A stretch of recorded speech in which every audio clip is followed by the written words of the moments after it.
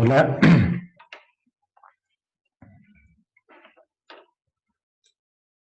¿me están escuchando? Sí, profe. Sí. Bueno, gracias. Bueno, no sé si tienen alguna duda hasta ahora de lo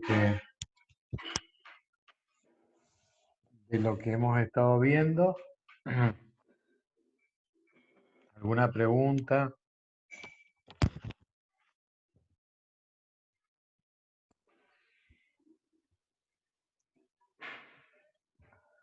Bueno, cualquier duda que les surja, Profe, sí. yo no entendí bien el enunciado de Kelvin Planck. O sea, sí entendí como la parte práctica, por así decir, pero no lo que estaba escrito en la diapositiva. Es simplemente, es el mismo, lo mismo que está graficado cuando Kelvin Planck se dibuja una máquina térmica que está funcionando a partir de una única fuente de calor y que está desconectada de la fuente fría. Entonces, Kelvin Planck dice que no se puede producir ningún trabajo posible sin ningún otro efecto que el de absorber calor a partir de una fuente caliente. Es decir, como única posibilidad para producir trabajo es absorber calor de una fuente caliente. Eso es lo que está diciendo Kelvin Planck. O sea, que lo que está diciendo en otras palabras, pero no lo dice así, que necesita para producir trabajo dos fuentes a distinta temperatura. Ah, bien, o sea, necesita las dos, un foco caliente Necesita y las un dos, foco claro. frío, sí o sí. Claro, él dice que no se puede Ah, construir ningún equipo que pueda producir un trabajo recibiendo exclusivamente una cantidad de calor y nada más, claro, sino que también tiene que ceder una determinada bien, cantidad de energía a una fuente fría. bien. Por eso digo que las palabras quizás sean un poco complicadas de comprenderlas, pero el gráfico Claro, es lo suficientemente claro, representativo de lo con que la quiere decir. máquina, con la máquina se entiende eso, pero las palabras no lo dejan Claro, tan explícito. Bien, pero gracias. después léelo detenidamente y vas a ver que es lo mismo que te está graficando. Ok. Bueno, seguimos entonces, estábamos con los procesos reversibles y decíamos que una transformación, cuando hablo de procesos es exactamente lo mismo, que esta duda surgió el otro día en el examen, si era que era un proceso, es lo mismo que una transformación, ¿no es cierto? Cuando uno habla de proceso es equivalente a hablar de transformación. Entonces, cuando hablábamos de transformación reversible, decíamos que tanto el sistema como el medio quedaban exactamente en las mismas condiciones en las cuales se había iniciado ese proceso. O sea que no había ninguna transformación, ni del...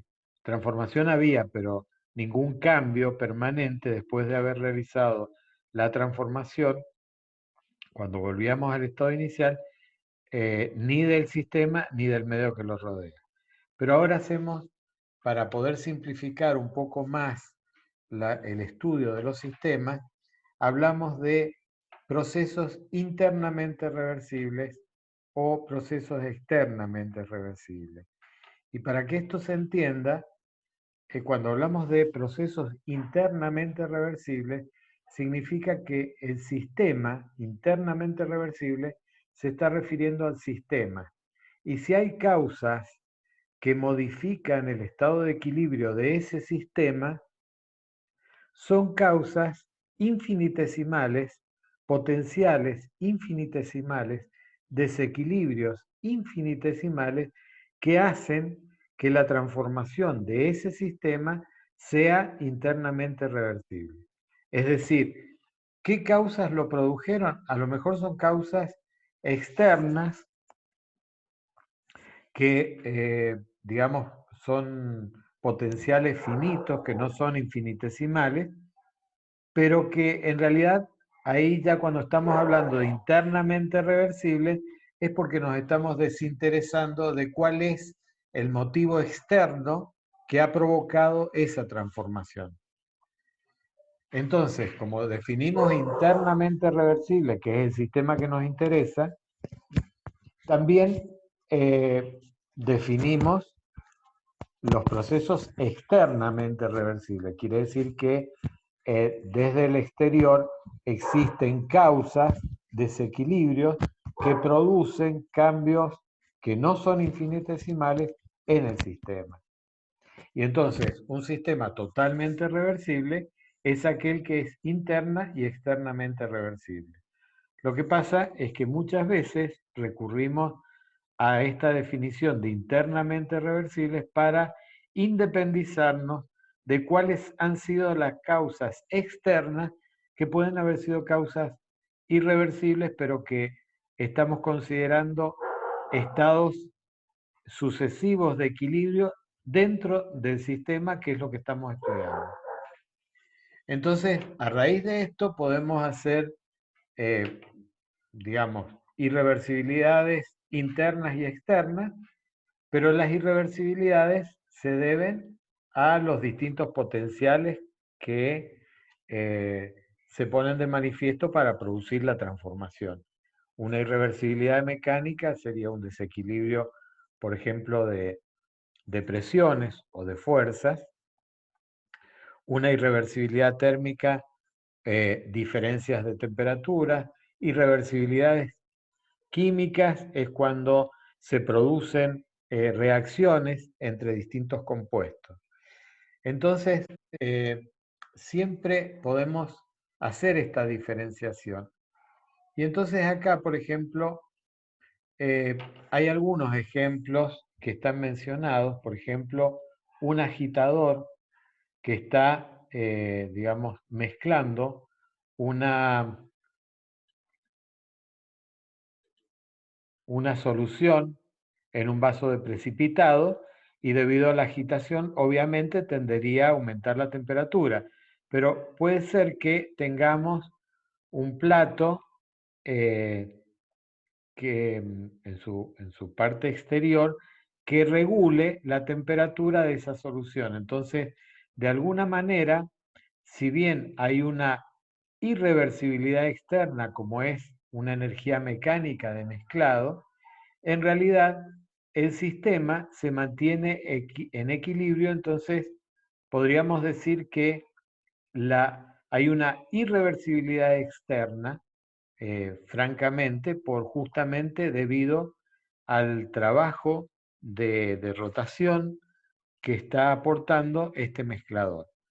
En este mismo caso sería otro caso similar, donde el ambiente estaría actuando, recibiendo todo el calor que se está generando por la agitación. Entonces el sistema puede estar en equilibrio, pero hay un desequilibrio evidente que nos transforma este ejemplo en una irreversibilidad externa.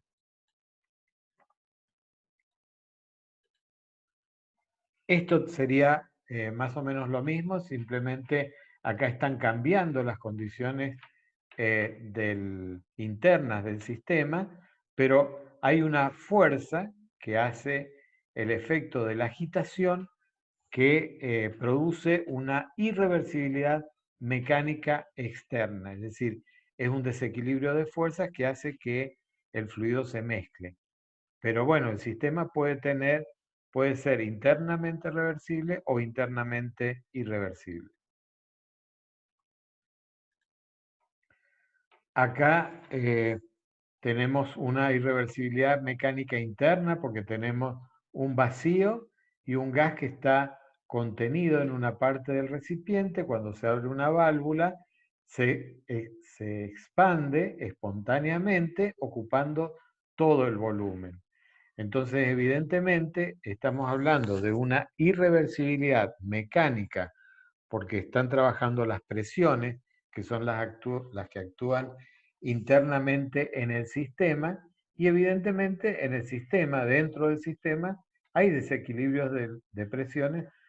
Por eso justamente es que ese fluido pasa de estar contenido en una parte del volumen del sistema a llenarlo totalmente cuando se abre la válvula. Esta es una irreversibilidad térmica interna cuando hay diferencias netas de temperatura.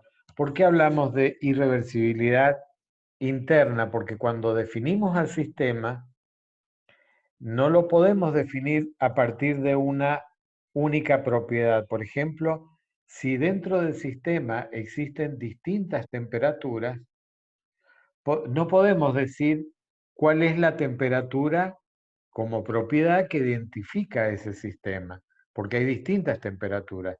Entonces, dentro del sistema se están produciendo transferencias de calor que hacen que esa transformación sea irreversible internamente, porque hay desequilibrios ya en el propio sistema.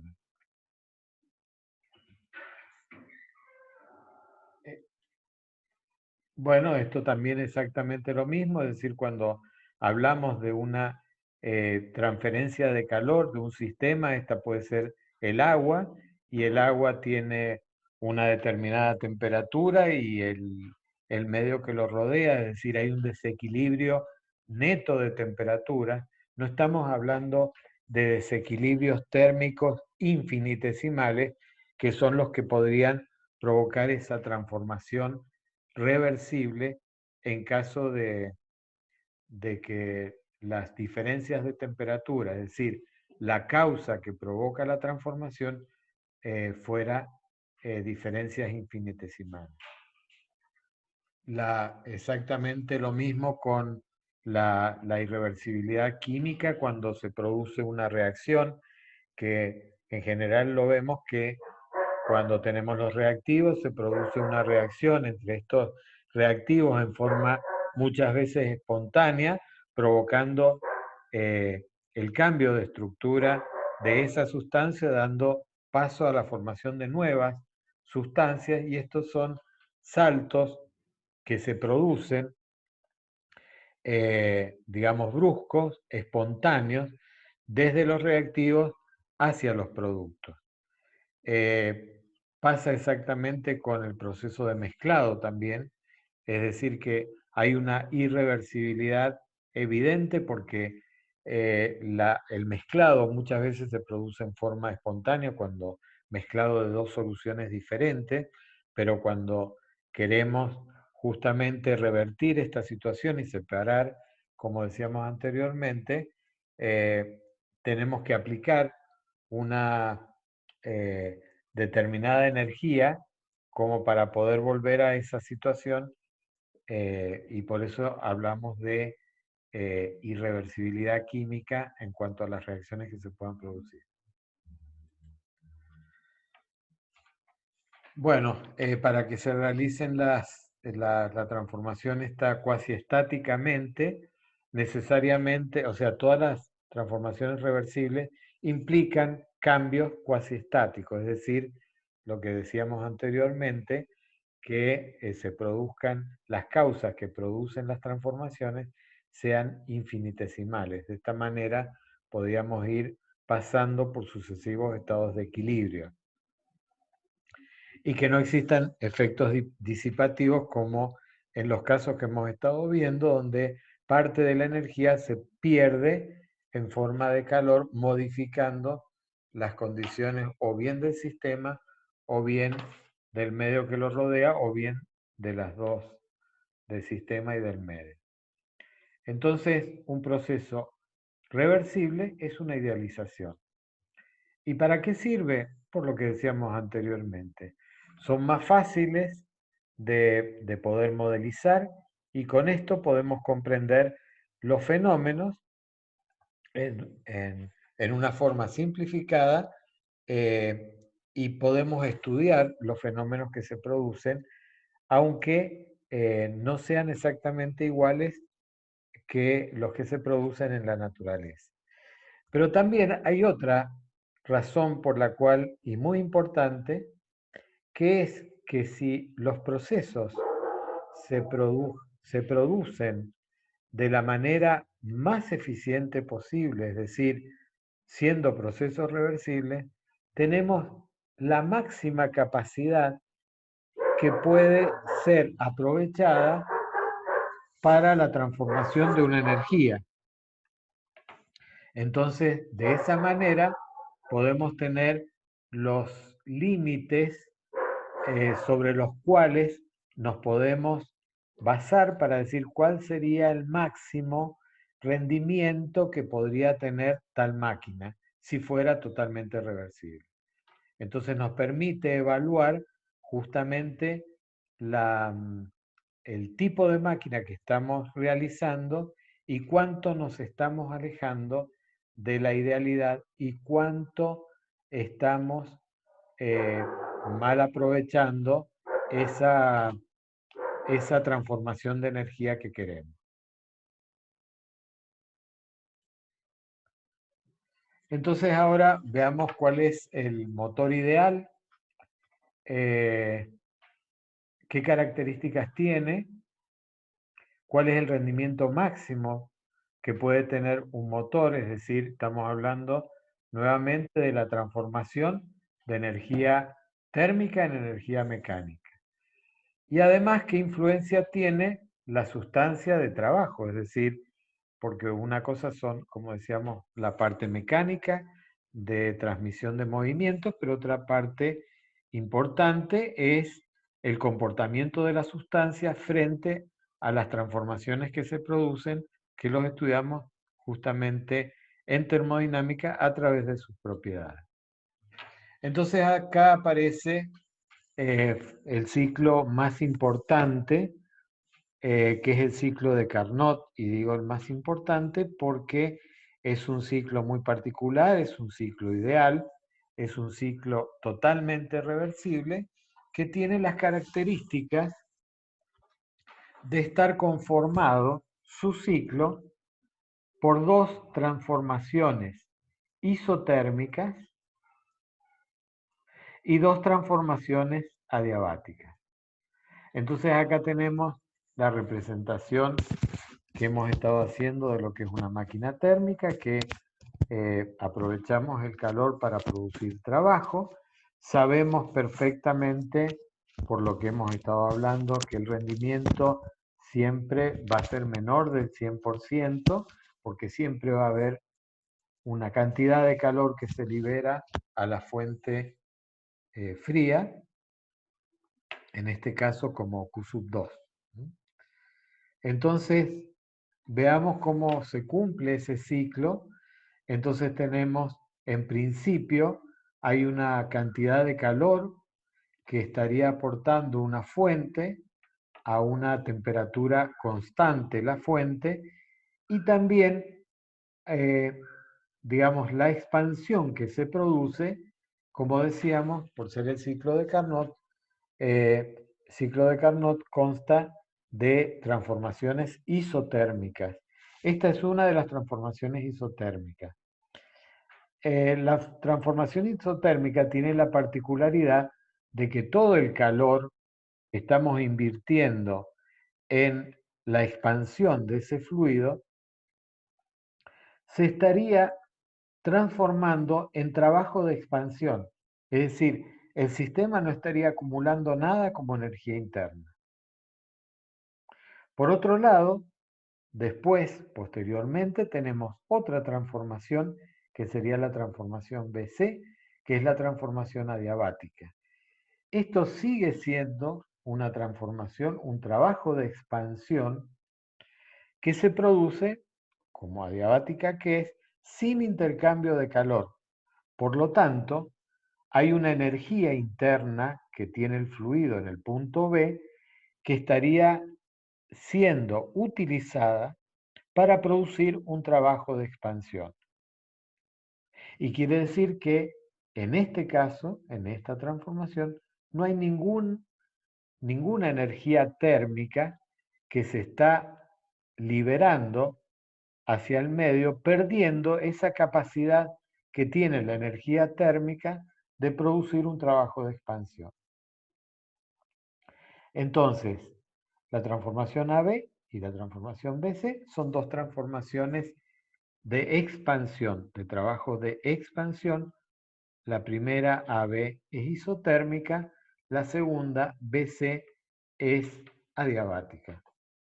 Entonces, posteriormente, tenemos que cerrar el ciclo para poder, digamos, aprovechar esta energía térmica en forma de producir un trabajo, otra vez en forma continua, ¿no es cierto? Por eso recurrimos a un ciclo. Entonces, aparece otra transformación desde C a D, que es otra transformación isotérmica, donde hay una liberación de energía en forma de calor y el fluido está produciendo está recibiendo un trabajo de compresión. Entonces, ese trabajo de compresión se libera totalmente en forma de calor y de esta manera podemos decir que la temperatura se mantiene constante.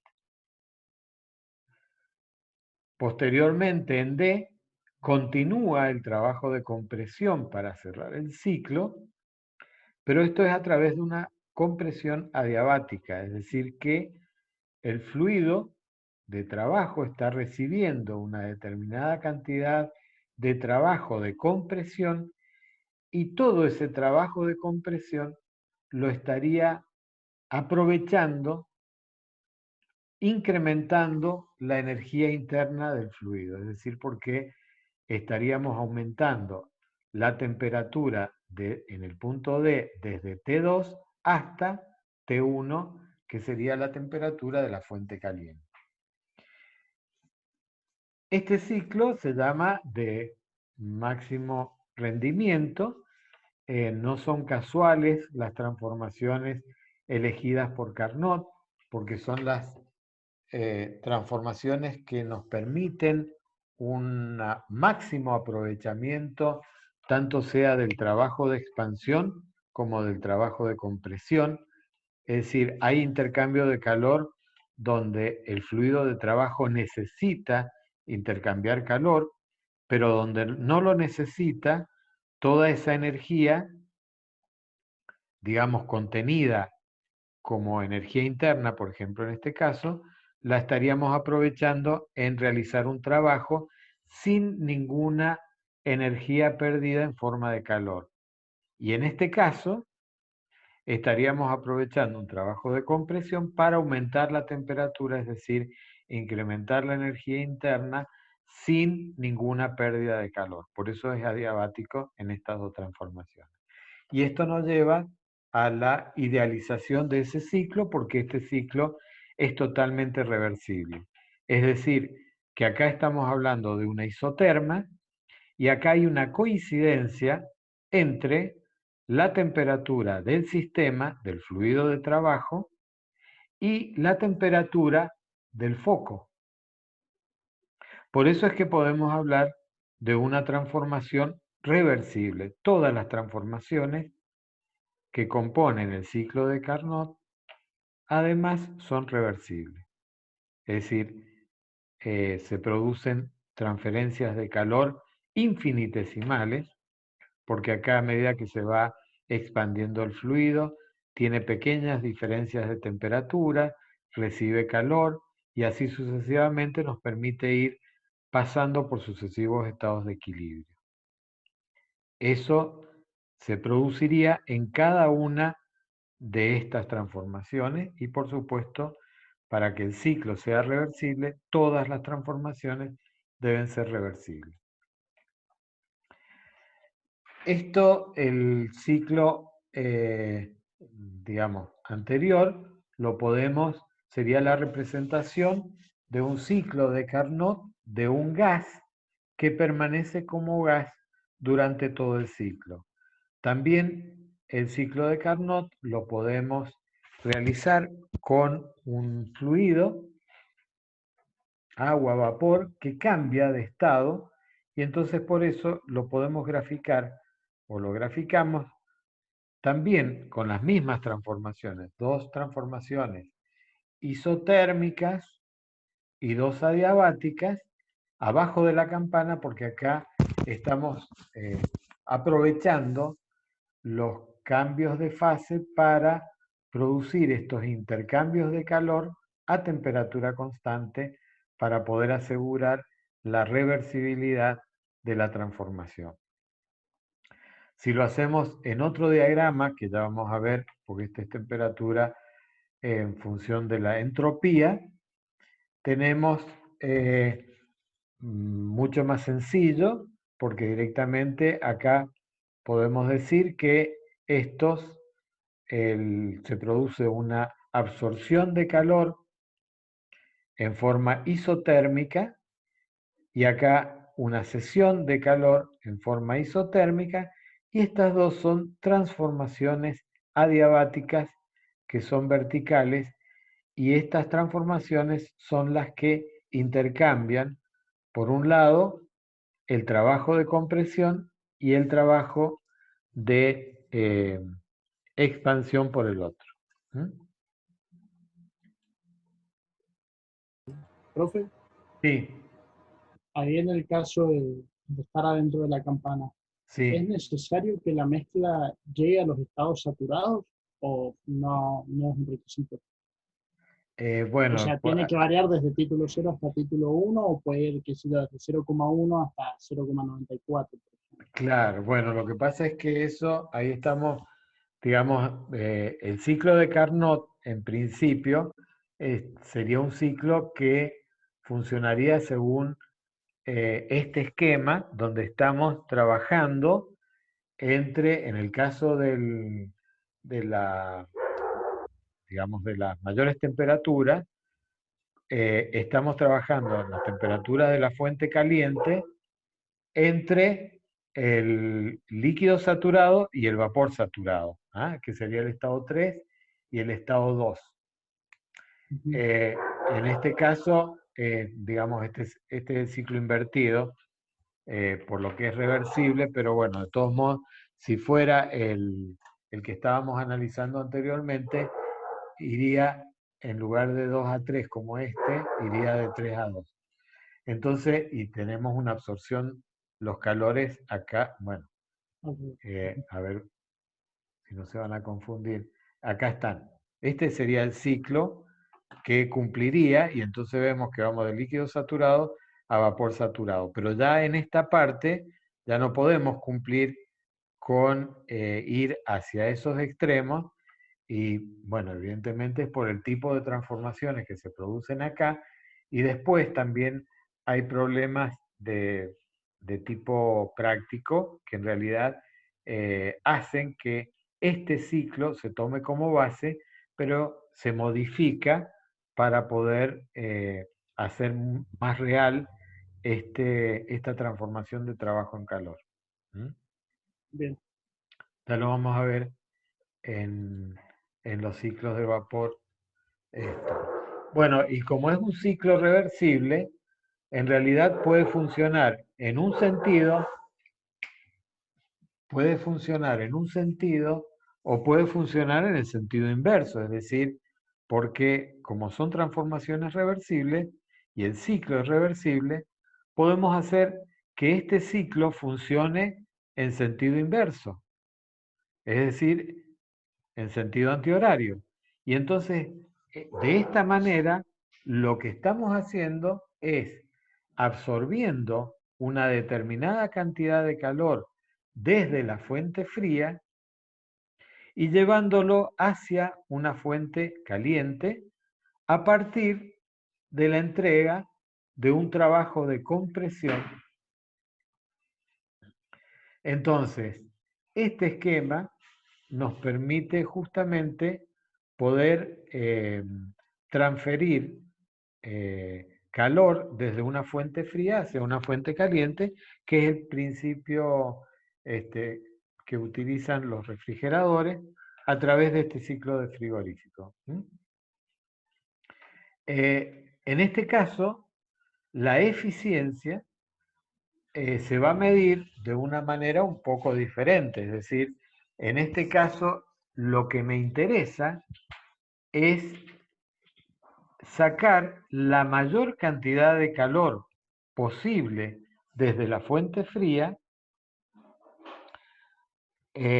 digamos, con la misma cantidad de trabajo. Entonces, la eficiencia acá como es distinta a la de una máquina térmica, acá la medimos como la cantidad de energía que podemos extraer de la fuente fría aplicando una determinada energía en forma de trabajo. Es decir, en este caso, la energía que nosotros tenemos que aportar es el trabajo y lo que estamos logrando es extraer esta energía. Por lo tanto, este coeficiente de eficiencia se evalúa como Q2 sobre trabajo. Y por supuesto, es mayor del 100%. Porque acá, si analizamos un poco este balance, este Q1, la cantidad de calor que llega a la fuente caliente, va a ser mayor que la que salió de la fuente fría. ¿Por qué? Porque Q1 va a ser igual a Q2 más el trabajo aportado. Por lo tanto, podemos decir que este va a ser la forma de evaluar este ciclo frigorífico en cuanto a las energías puestas en juego. Entonces acá viene la parte matemática de cómo obtener ese rendimiento. Entonces dijimos que eran 2 isotermas y 2 adiabáticas. Entonces tenemos que en las isotermas sabemos que la cantidad de calor es igual al trabajo, porque el delta U es igual a 0. Si planteamos esta igualdad del trabajo como la integral de P diferencial B e integramos, nos quedaría una expresión de este tipo, que por ser un trabajo de expansión es un trabajo mayor que 0, es decir, va a ser un trabajo positivo. Después tenemos una diabática. En la diabática, si aplicamos el primer principio, igual que lo hicimos anteriormente, en la diabática vemos que la cantidad de trabajo va a ser igual a la variación de energía interna. Entonces, tenemos que el trabajo producido de expansión va a ser a costa de la variación de la energía cinética, que la variación de la energía cinética para los gases ideales decíamos que dependía de la temperatura y era igual a la masa por el calor específico a volumen constante por delta T si está integrado, si no por sería diferencial T. De la misma manera, procedemos en esta otra transformación donde tenemos una isoterma. Y en esta isoterma justamente se produce a temperatura constante, el delta U es igual a 0, Q igual a W. Pero ahora es un trabajo que es un trabajo absorbido por el sistema, por lo tanto es un trabajo negativo entre el punto D y el punto A. Y luego el trabajo absorbido, el trabajo de compresión que absorbe el sistema, hace que se produzca un incremento de la temperatura, es decir, un incremento de la energía interna. Entonces, cuando hacemos el rendimiento que lo habíamos planteado para cualquier máquina térmica, dijimos que el rendimiento era la energía que nosotros le entregábamos a esa máquina en relación a la cantidad de energía que esa máquina nos daba en forma de trabajo.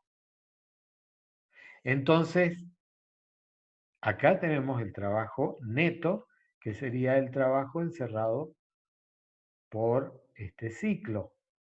Y este ciclo tiene 4 trabajos. Un trabajo de expansión isotérmica, un trabajo de expansión adiabática, un trabajo de compresión isotérmica y un trabajo de compresión adiabática, que son los 4 trabajos que se ponen de manifiesto acá, que sería una sumatoria algebraica y están todos como en forma positiva, pero vemos que en el caso de las adiabáticas,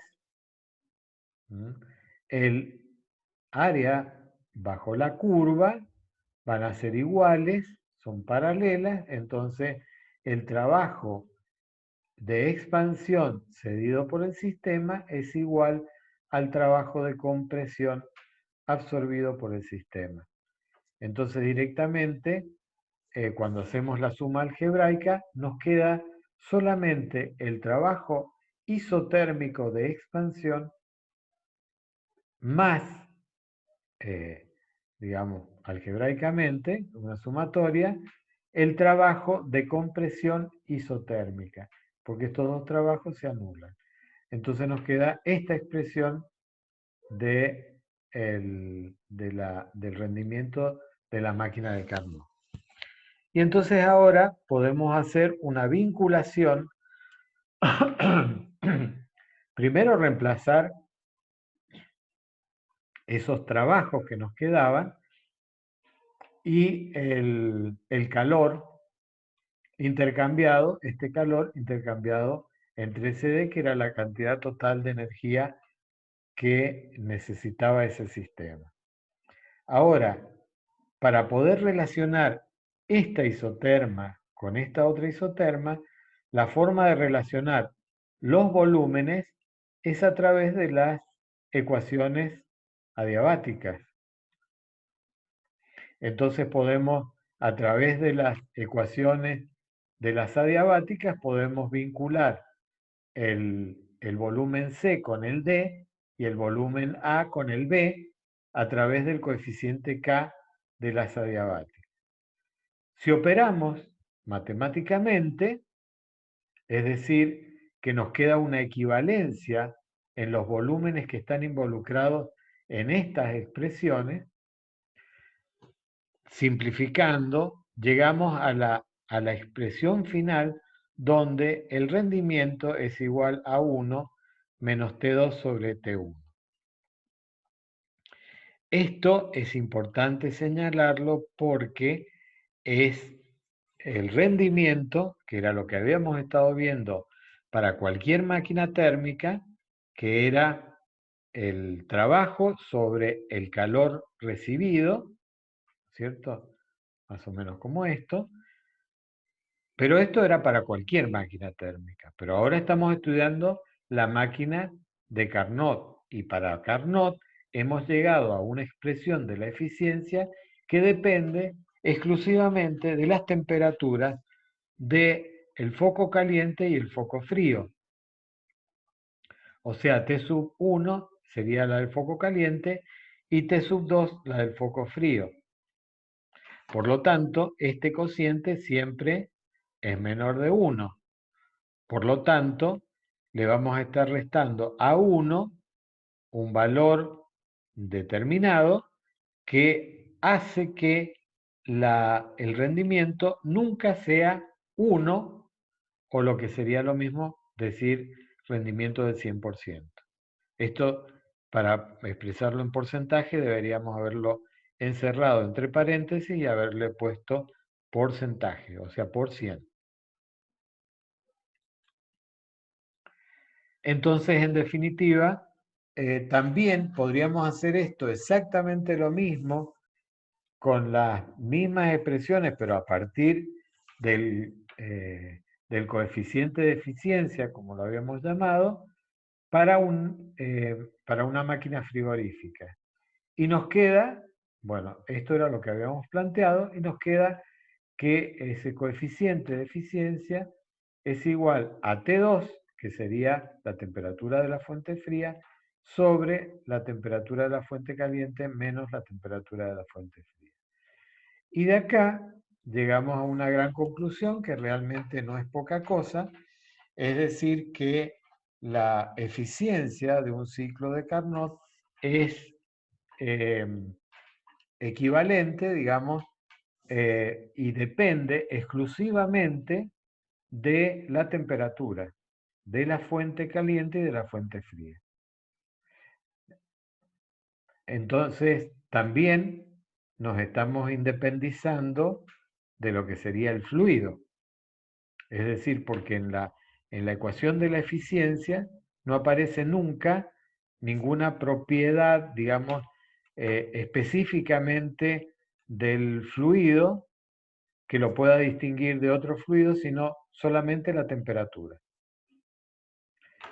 Entonces aparece, digamos, el teorema de Carnot, donde nos dice que no hay ninguna máquina que funcionando entre los mismos dos focos de temperatura pueda tener un rendimiento mayor al de Carnot. Entonces, para demostrar esto, vamos a hacer trabajar dos máquinas. Una máquina, la de Carnot, y otra máquina cualquiera. Acá vamos a imponer como, digamos, como condición que la cantidad de energía con la cual funcionan las dos máquinas es la misma. Es decir, como podemos ver acá, que esta máquina de Carnot recibe la misma cantidad de calor que esta otra máquina, que es cualquier otra. Lo que pasa es que si decimos que son dos máquinas que tienen diferente rendimiento, a la misma cantidad de calor que reciben, obviamente nos van a producir un trabajo diferente y una cantidad de calor cedida a las fuentes frías diferente.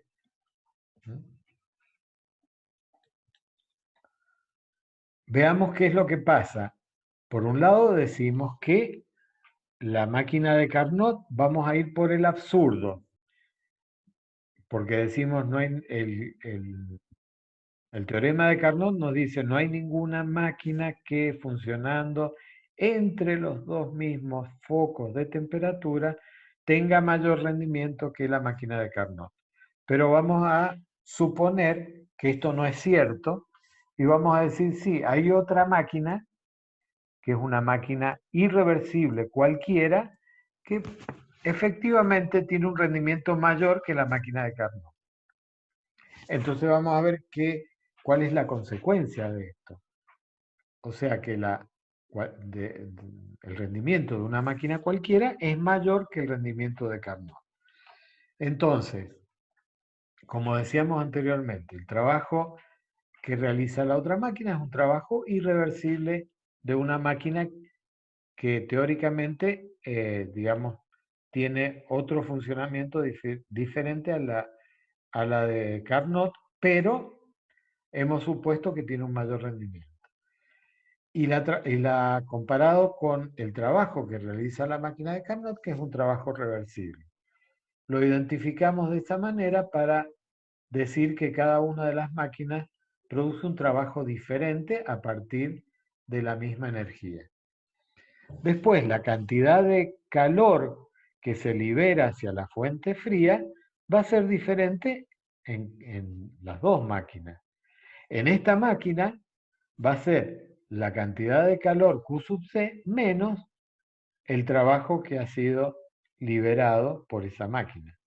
Y en este otro caso, el calor liberado hacia la fuente fría va a ser la energía que tenía menos el trabajo que está aportando, digamos, hacia el medio exterior. Entonces, esto es lo que nos estaría resumido en esta tabla. El rendimiento de esta máquina va a ser el trabajo irreversible sobre Q sub C. Entonces quiere decir que el trabajo irreversible, despejando, va a ser Q sub C por el rendimiento de la máquina irreversible. Hacemos el mismo razonamiento que antes con la máquina de Carnot. Tenemos el rendimiento de Carnot, va a ser el trabajo reversible sobre la cantidad de calor Q sub C. El trabajo reversible despejándolo nos queda como que es igual a Q sub C por el rendimiento de Carnot. Entonces quiere decir que, fíjense, si comparamos estas dos ecuaciones, Q sub C es la misma, y si habíamos dicho que el rendimiento de esta máquina era mayor al rendimiento de la máquina de Carnot, quiere decir que para el mismo valor de Q sub C, con un rendimiento menor de Carnot, este trabajo reversible que está entregando esta máquina va a ser menor que el trabajo irreversible que está entregando esta otra máquina. ¿Me siguen? ¿Se perdieron? No, sí, vamos. Bueno, gracias. Entonces ahora vamos a hacer trabajar las dos máquinas en forma conjunta. Entonces, como habíamos dicho que había una máquina que tiene mayor rendimiento, que era la irreversible, tenía mayor rendimiento que la reversible. Entonces quiere decir que entre los dos trabajos, el trabajo de la irreversible es mayor que el de la reversible, habíamos dicho. Entonces, ¿qué es lo que vamos a hacer? Hacemos trabajar las dos máquinas entre las dos mismas fuentes, a las mismas temperaturas. Pero ahora la máquina de Carnot, como es una máquina reversible, la hacemos trabajar en forma inversa. En lugar de ser una máquina térmica, va a ser una máquina frigorífica. Entonces, en lugar de ceder el trabajo, ese trabajo reversible lo va a absorber y el calor que cedía antes a la fuente fría, ahora la va a estar absorbiendo de la fuente fría y lo va a liberar hacia la fuente caliente. Y la otra máquina, como es cualquier máquina y no es reversible, sigue trabajando en las mismas condiciones que anteriormente habíamos planteado. Pero ¿cuál es la situación? Como habíamos dicho que esta máquina es más eficiente que esta, el trabajo que produce esta es mayor que el que producía esta máquina. O sea, va a ser mayor que el trabajo que necesita ahora esta máquina frigorífica. Entonces quiere decir que esta máquina, funcionando entre estas dos fuentes, le va a entregar el trabajo reversible que necesita el ciclo frigorífico para funcionar, y aparte le va a sobrar una cantidad de trabajo, porque este trabajo que producía esta máquina era mayor al que producía esta, y en este caso al que va a necesitar la máquina de Carnot para trabajar. Entonces, si hacemos un balance, si hacemos el balance de la fuente caliente, vemos que entra la misma cantidad de calor que la que sale. Entonces, vemos también el balance en la fuente fría, que va a ser el calor reversible menos el calor irreversible. Entonces, fíjense, esto al dar un balance negativo, un balance cero, significa que es como si no existiera. Y acá estaríamos extrayendo una cantidad de calor que sería la diferencia entre este calor y este calor que ingresa. Y como consecuencia de todo lo que estamos haciendo, hay un trabajo neto que las dos máquinas en su conjunto estarían entregando al medio. Por lo tanto, ¿a qué llegamos? llegamos a esta situación. Es decir, que esta cantidad neta que está saliendo de la fuente fría es la que estaría produciendo el trabajo neto que estaría entregando esas dos máquinas al medio que los rodea. Por lo tanto, estamos diciendo que hemos producido una máquina que está trabajando con la energía de una única fuente, lo cual es imposible. Está produciendo trabajo a partir de una única fuente de calor. No hay liberación de energía hacia una fuente caliente. Por lo tanto, esto no es posible porque estaría violando el enunciado de Kelvin Planck y por lo tanto se cae toda la suposición esa que habíamos dicho, que el rendimiento de esa otra máquina era mayor que de Carnot. Entonces, por lo tanto, la conclusión, la gran conclusión, podría llegar a tener como máximo el rendimiento de Carnot, pero cualquier otra máquina, en general, podríamos hablar de que nunca puede igualar al rendimiento de Carnot, salvo en determinadas condiciones.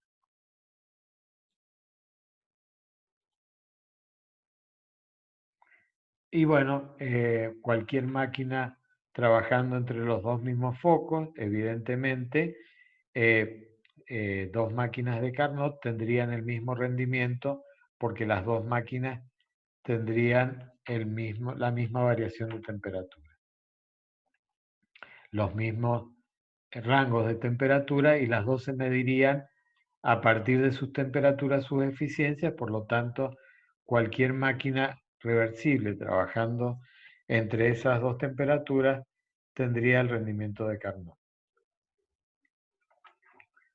Esto es una reflexión. ¿Quién quiere vivir en un mundo mejor y más armónico? Todos queremos vivir en un mundo mejor y más armónico. Por supuesto que estamos hablando de termodinámica y por supuesto que esto apunta quién está dispuesto a abandonar este modelo de consumismo desenfrenado para alcanzarlo. Ninguno. Es decir, esto tiene que ver con el uso de la energía y con lo que decíamos anteriormente, que si bien la energía, por el primer principio, se mantiene y se conserva, en realidad esa energía depende de la vida en el planeta y depende de cómo la usemos y sobre todo aquellos que son recursos no renovables, porque si bien la transformación, como dijimos, de la energía se produce y hace que la energía se conserve, pero en el uso va perdiendo calidad. Y en esa calidad cada vez podemos hacer menos cosas con la misma cantidad de energía, porque no la tenemos disponible. Y esta es otra forma de una generación de energía que violaría el primer principio, donde tenemos unos paneles fotovoltaicos. Los paneles fotovoltaicos, cuando reciben energía lumínica, que puede ser artificial o la del sol, producen una diferencia de potencial y esa diferencia de potencial producen energía eléctrica.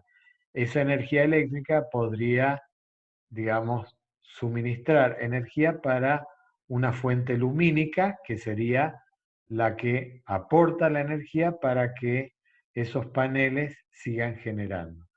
Pero evidentemente esto nos estaría llevando a una conclusión y a negar lo que sería el primer principio, porque estaríamos creando una energía que se estaría perdiendo por el proceso natural de transformación de la energía y estaríamos diciendo que tendríamos energía infinita porque estaríamos produciendo esa energía que se estaría perdiendo en forma de energía térmica.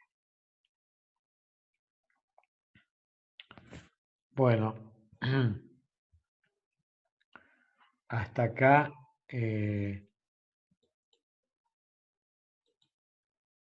esta parte.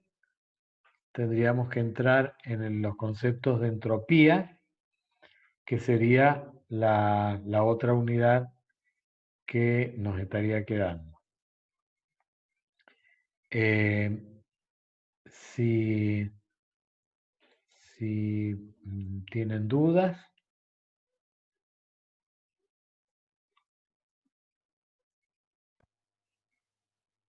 Con lo de la sustancia, profe, Sí, te preguntó por la independencia. Mientras mantengan las dos temperaturas iguales, si el motor sigue un ciclo de Carnot, va a ser entonces el rendimiento independiente de la sustancia.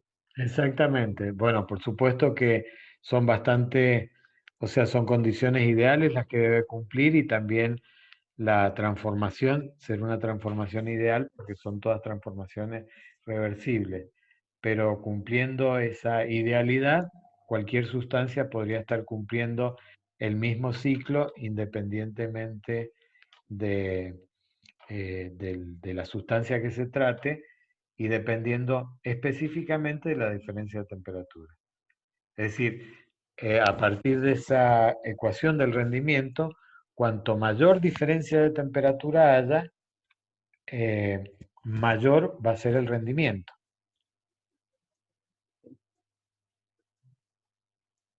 Porque si justamente surge del análisis de la expresión del rendimiento. Cuanto más diferencia haya, más chico va a ser la temperatura de la fuente fría con respecto a la de la fuente caliente. Y ese cociente va a ser más chico. Entonces 1 menos el cociente va a ser, digamos, más cercano a 1. Si T sub 2 es cada vez más parecido a T sub 1, significa que ese cociente va a ser cada vez más diferente y va a restar un valor más grande a 1, por lo tanto la eficiencia va a ser menor.